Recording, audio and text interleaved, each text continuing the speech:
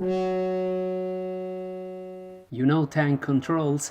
Yeah, that weird and archaic control system that your grandpa talks about every now and then, especially when speaking of how the true Resident Evil games used to be. For those too young to know, or to remember, or weren't even born at the time of the rise of tank controls, this particular type of maneuvering your character make it so that it feels you control a living tank. You press up to go forward based on the direction that your character is facing at the moment rather than the 4 cardinal points. You then use left and right to turn, again exactly like a living tank, and back to move backwards, while still maintaining the direction you're facing. They started as a workaround to circumvent technical limitations, such as the use of pre-rendered background and fixed cameras, but also to increase tension and panic when things got hectic. Also note that tank controls are not exclusive to games with pre-rendered background graphics as demonstrated by titles like Tomb Raider. Yeah, they feel silly and cumbersome to most of today's players or whoever approaches old survival horror games for the first time, and even if there are some die-hard developers that thankfully still love to put them in their indie horror projects, tank controls are often mocked and seen as a relic of the past.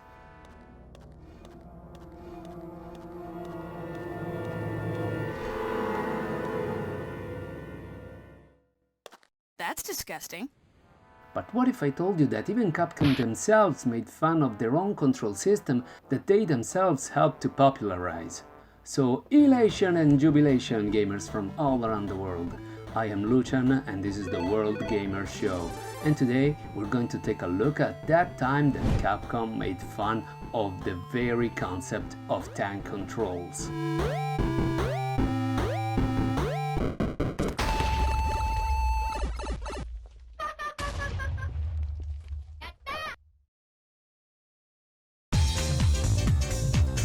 It all started with a little-known title called Under the Skin, developed and published in-house by Capcom in 2004 on PlayStation 2. You take the role and the skin of a small alien called Cosmi.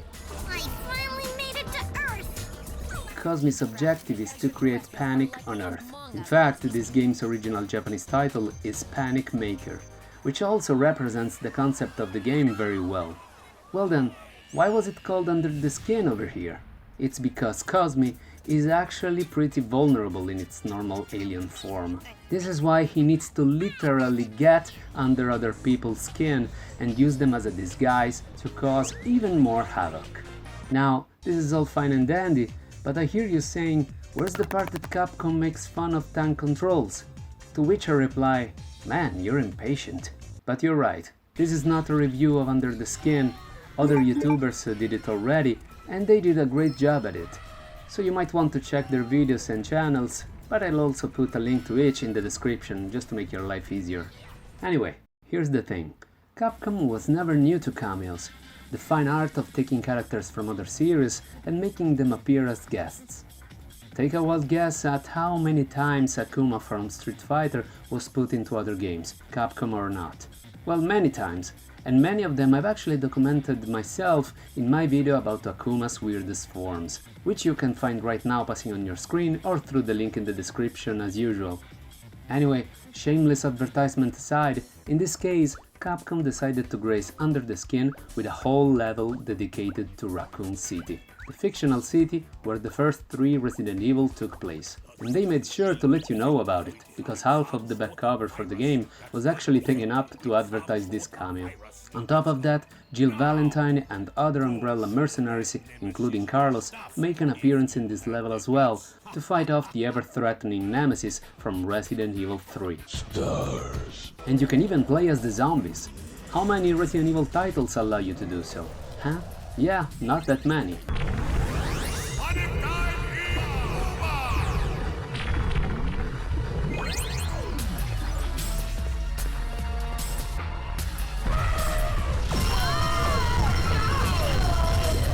That's not all.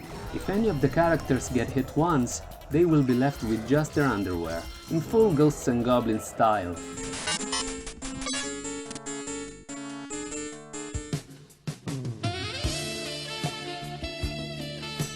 This means that we can stop fantasizing about Jill in underwear because we finally and officially get to see her in bikini.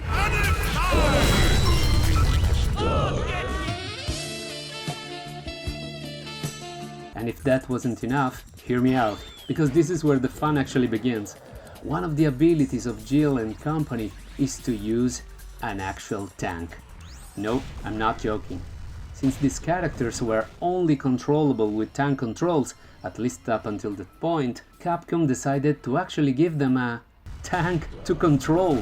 To be honest, this is so hilarious and out there that I'm amazed more people didn't know about it.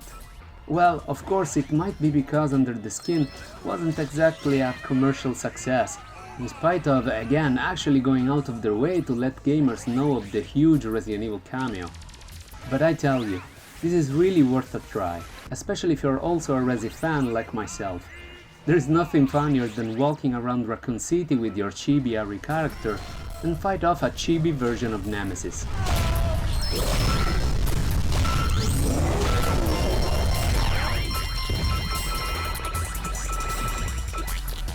Look, there's even elephants!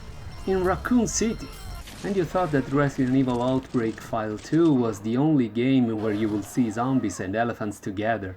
Nope, this one actually did it first.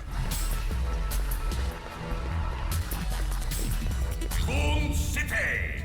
Be afraid! It even changes the rules of the game a bit, just for this level. You see, the normal objective is for Cosme to gain more coins than his alien rival in a specific amount of time by scaring the humans in the level.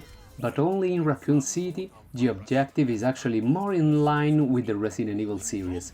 In fact, you need to actually beat Nemesis up until he releases enough coins to win the level. And I tell you, if you hated tank controls before, you will love to control a tank now. Especially because this tank controls much more smoothly than the tank control system found in the early Resident Evil games. Irony at its finest.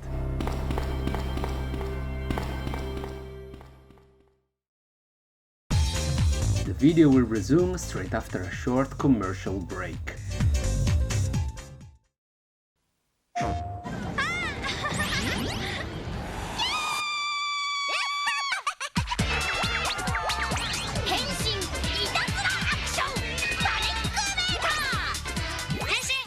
Capcom.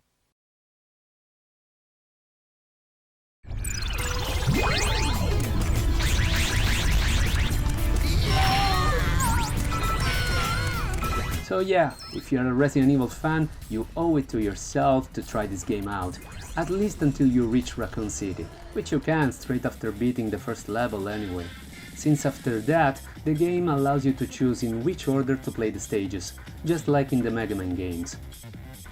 I think it's well worth it, and who knows, you might actually like the game and continue on. It's a fantastic title that is also playable in local multiplayer. So you see, this game has a lot going for it beside the Resident Evil cameos. But one thing is for sure, if you ever wanted to see Jill Valentine in bikini on an actual tank, this is the game for you.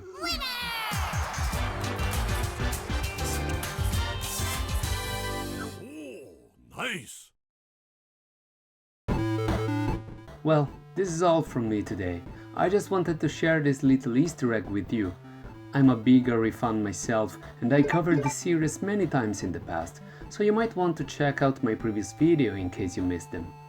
But now I want to know your thoughts. Did you know about this little Easter egg? Were you even aware of the existence of this hidden gem made by Capcom? Share your thoughts and opinions in the comment section down below. If you enjoyed this video, maybe like and subscribe and share it with people who you think might be interested, but really, no pressure at all. I just want to thank you so much for spending some of your precious time to watch my video. I really appreciate it. I'll be sure to see you in my next one, but until then, stay safe, play safe, world gamers.